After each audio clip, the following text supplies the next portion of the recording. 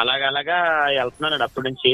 నాకు ఎక్కడ బాధ అనిపిస్తుంది అంటే దేశం గురించి కొంచెం వాళ్ళు ర్యాష్ గా మాట్లాడుతూ ఉంటారండి. భారతదేశం విషయంలో వాళ్ళు కొద్దిగా ర్యాష్ గా ఉంటారండి. మన దేశం వేరే, మనదంత విగ్రహాల దేశం, మా పక్క దేశాలు గొప్ప, అలాగే ఇలాగని చెప్తూ ఉంటారు. మాట్లాడుతున్నారు దేశాన్ని. అప్పుడు నాకు బాధ అనిపిస్తూ ఉంటదండి. దేశం గురించి మాట్లాడినాడు కొద్ది దుఃఖం వస్తూ ఉంటది.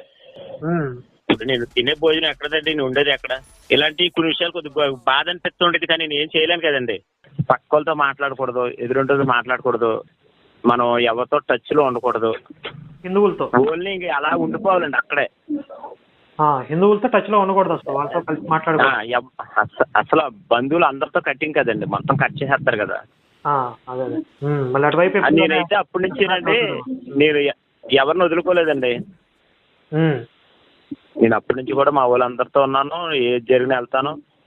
అంటే ఏం చెప్తారు దేవుడు